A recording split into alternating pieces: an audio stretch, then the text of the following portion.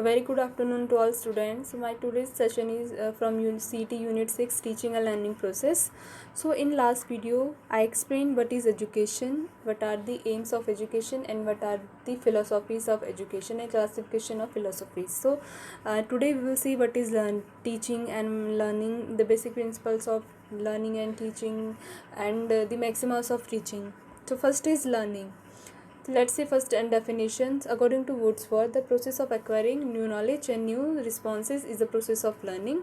And in the words of C.E. Skinner, learning is the process of progressive behavior and adoption. Okay, so why progressive behavior? Because in learning, we learn or we acquire new skills in a step-by-step manner. And according to Pablo, learning is a habit formation resulting from conditioning.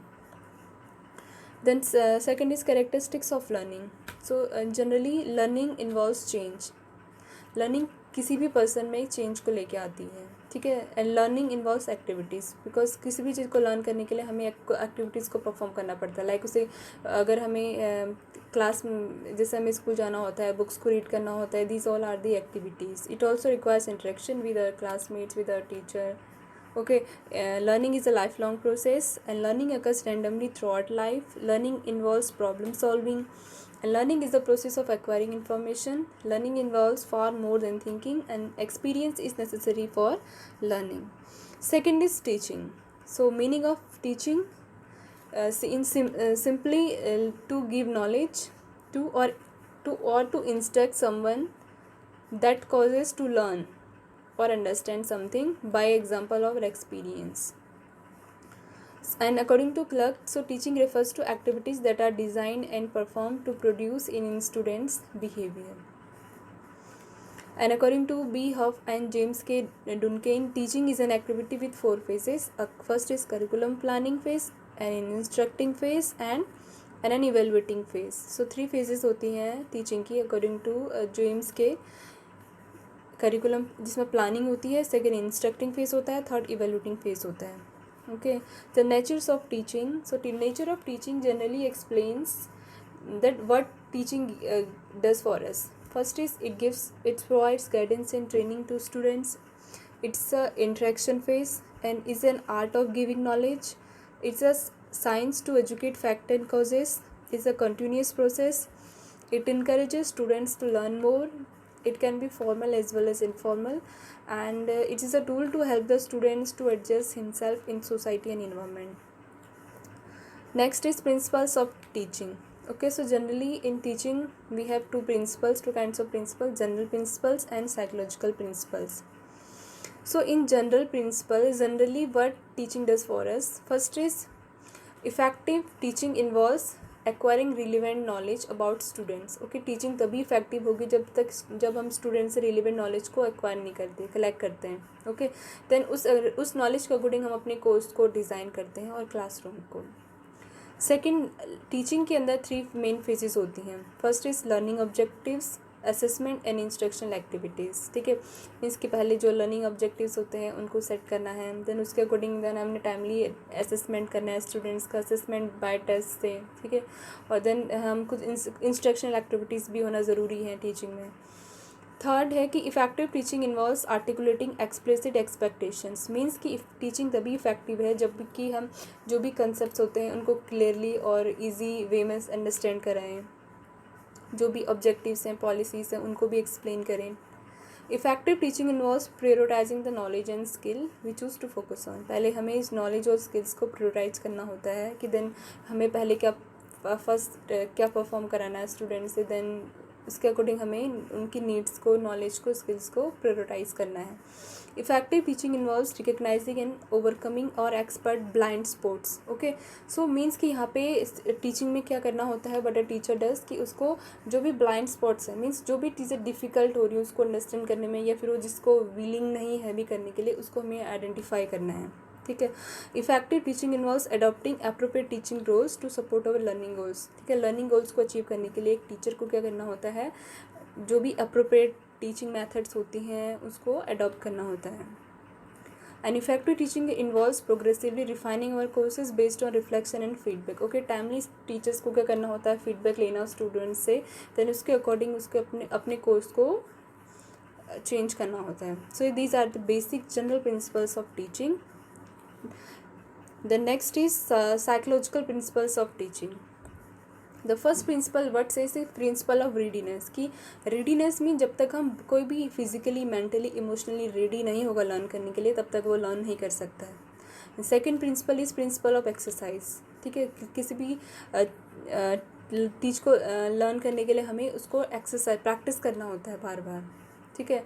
Third is principle of effect. So principle of effect means the principle of effect is a learning is strength and one accompanied by pleasant feeling and that learning is weakened when associated with an unpleasant feeling. Fourth is principle of primacy. Principle of primacy means जो impressions teacher का first किसी भी students के साथ होता है, means कि जो भी चीज़ें फर्स्ट में जो उनको पढ़ाई जाती हैं वो डिफ़िकल्ट होती है इरेज करना. मीन्स कि जो पहले वो जो चीज़ें सीखते हैं उसको वो लाइफ टाइम लर्न करते हैं. ठीक है, means that what is taught must be right the first time. Then next is principal of recency. Principle of recency means most recently जो भी चीज़ें होती हैं वो हमें ईजीली लर्न हो जाती हैं. ठीक है, जैसे कि हमें फ़ोन नंबर जो हमने जस्ट डायल किया होता है वो हमें याद रहेगा, लेकिन हमारे लिए जो हमने लास्ट वीक डायल किया था वो हमें रिकॉल करना मुश्किल होगा. मीन्स कि जो ये प्रिंसिपल ये कहते हैं कि हमें किस वे से टीचिंग को डिज़ाइन करना है. ठीक है.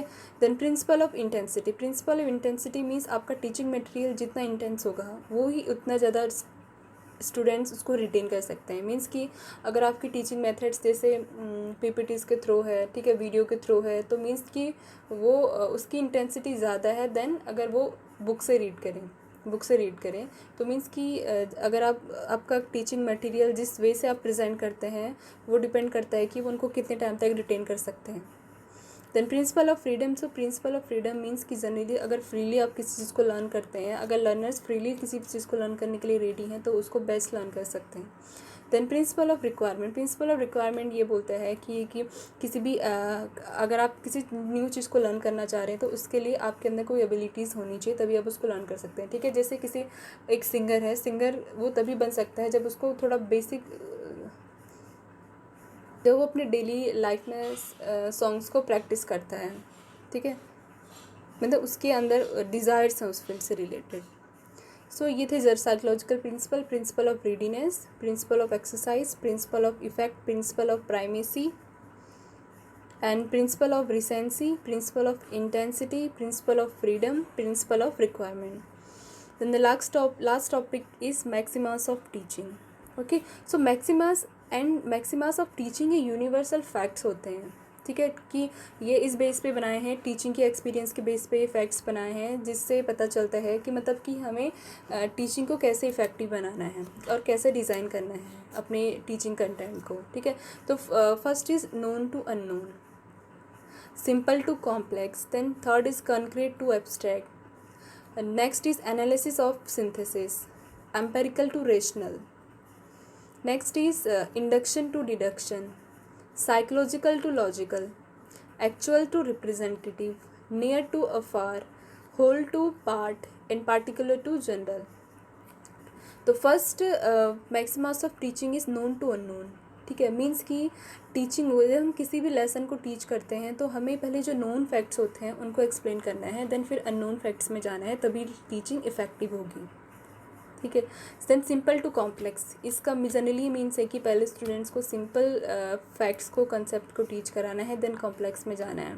ठीक है, जैसे हम अगर हमें कोई डिजीज़ के बारे में पढ़ाना है और उसमें कुछ मेडिकली एब्रीवेशंस हैं या फिर मेडिकल टर्म्स हैं तो हमें पहले उनको एक्सप्लेन करना है, देन हम फिर तभी वो होल टॉपिक को एक्सप्लेन कर पाएंगे. Concrete to abstract. Concrete means वो चीज़ें हमें पहले एक्सप्लेन करनी चाहिए टीचिंग में जो कि वो ईजिली है, जो वो लाइवली देख रहे हैं अपने सराउंडिंग में, देन एब्स्ट्रैक्ट में जाना है. ठीक है, तो कंक्रीट मीन्स जो चीज़ देखी जा सकती है. जैसे इन स्कूल टाइम्स में स्टूडेंट्स को किया जाता है, अगर हमें उन्हें प्लैनेट्स के बारे में बताना है तो जनरली जो हमें दिख रही हैं जैसे, ठीक है, जैसे स्टार्स है, मून्स है, सन है, अगर ये चीज़ें उन्हें पहले समझाई जाएंगी तो उसके बाद वो जो गैलेक्सी या होल गैलेक्सी उसके बारे में लर्न कर सकते हैं. Analysis of synthesis, analysis means कोई भी चैप्टर है, ठीक है, तो उसको पहले एनालिसिस करना है, मीन्स सिंपली उसको ब्रेक करना है उस प्रॉब्लम को, ठीक है। देन हमें जैसा हमें कोई रेस्पिरेटरी सिस्टम की पूरी एनाटॉमी अगर हमें पढ़ानी है या स्केलेटन सिस्टम है, तो हमें पहले क्या करना होगा, पहले उसको उसके पार्ट्स को एक्सप्लेन करना होगा, ठीक है। होल बोन स्केलेटल को एक्सप्लेन ना करके पहले हमें ईच पार्ट को एक्सप्लेन करना होगा, देन उसके बाद फिर पूरे स्केलेटल सिस्टम को एक्सप्लेन करना होगा। Then empirical to rational, empirical to empirical means होता है कोई भी चीज़ प्रैक्टिकली जो होती है, प्रैक्टिकल नॉलेज है, वो ईजिली स्टूडेंट उसको कैच कर सकते हैं, ठीक है। तो एम्पेरिकल पहले प्रैक्टिकली जो एक्सपीरियंस ऑब्जर्वेशंस होते हैं उनको टीच कराना चाहिए, देन उसके बाद रेशनली वाली थिंग्स में जाना चाहिए। Then next is induction to deduction, induction to deduction means कि सो इंडक्शन ट्रेनिंग वो ट्रेनिंग होती है जिसमें कि हमें स्टूडेंट्स को, जिससे कि एक सेट ऑफ एग्जांपल से कोई कंक्लूजन निकल जाए जिससे, ठीक है। Means induction to deduction training, induction training इस टाइप की ट्रेनिंग होती है, मीन्स इसमें हम पहले क्या करते हैं, स्टूडेंट्स को एक एग्जाम्पल्स दे देंगे, ठीक है। देन हम बोलेंगे तुम इसमें से तुम इन एग्जाम्पल्स के बेस में अब कॉन्सेप्ट्स को बनाओ, ठीक है। वेयर इज़ इन डिडक्शन हम पहले अपने पूरे कॉन्सेप्ट्स को समझाते हैं, देन इसके बाद में फिर एग्जांपल्स देते हैं। सो टीचिंग तभी इफेक्टिव है जब इंडक्शन टू डिडक्शन हम कर रहे हैं, मीन्स कि पहले हमें एग्जांपल, देन उस एग्जांपल से ही हमें उन्हें बोलना है कि अब इसमें से कंसेप्ट्स को निकालो, ठीक है। Then psychological to logical, psychological to logical means कि पहले हमें टीचर को क्या करना चाहिए, स्टूडेंट्स के इंटरेस्ट, एप्टीट्यूड, कैपेसिटीज़ को पहले आइडेंटिफाई करना है, देन उसके बाद में फिर सब्जेक्ट मैटर में जाना है। Then actual to representative, actual to representative mean जो एक्चुअल में चीज़ें हैं जिसको हम एक्सप्लेन करना चाह रहे हैं, रिप्रेजेंट करा रहे हैं उनको, तो पहले हमें जो एक्चुअल चीज़ें हैं उन्हें एक्सप्लेन करना है, ठीक है। जैसे the teacher should show the elephant, camel, horse, the railway station, the post office and thereby he should make them understand about these thing, ठीक है। जैसे मैंने आपको स्केलेटल का एग्जाम्पल दिया था, या फिर कि मुझे स्केलेटल सिस्टम की एनाटॉमी आपको एक्सप्लेन करनी है, तो उसके लिए पहले मुझे आपको क्लास में स्केलेटन दिखाना होगा, ठीक है। देन उसके बाद में फिर उसको रिप्रेजेंट करूँगी कि हाँ ये पार्ट ये है, देन इसके इतने डिवाइड है। Then next is near to far, ठीक है। नियर जो जिससे कॉमनली हम एक्विटेंट होते हैं, ठीक है, जो हमारी नॉलेज में पहले से ही हैं, जो हमें दिख रही हैं, उन चीज़ों को हम पहले लर्न कराएंगे, तो उसके बाद हम फार वाली चीज़ों में जा सकते हैं, ठीक है। जैसे इन स्कूल्स में क्या होता है कि अगर हमें स्टूडेंट्स को जनरली डिस्ट्रिक्ट के बारे में बताना है कि ये तहसील होता है, ये डिस्ट्रिक्ट है, ये डिवीज़न है, ये स्टेट है, देन उसके बाद तभी क्या पहले हमें स्टेट के बारे में बताना होगा, ठीक है। देन उसके बाद हम होल कंट्री के बारे में उसको अंडरस्टैंड करा सकते हैं। होल टू पार्ट, ठीक है। होल टू पार्ट मीन्स कि कोई भी सिस्टम को एक्सप्लेन करने से पहले, उसके डिजीज़ को एक्सप्लेन करने से पहले हमें पहले होल सिस्टम के बारे में बताना है कि सिस्टम के रिलेटेड क्या है, इसका फंक्शन क्या है, देन उसके बाद में हम उसके डिफरेंट पार्ट्स को समझा सकते हैं। Then particular to general means while teaching the teacher should first of all take particular statement and then on the basis of those particular cases generalisation should be made, ठीक है। Same है whole to part कि पहले particular concept को explain करना है, then generally जो whole concept है उसको फिर हम समझा सकते हैं, ठीक है। So basic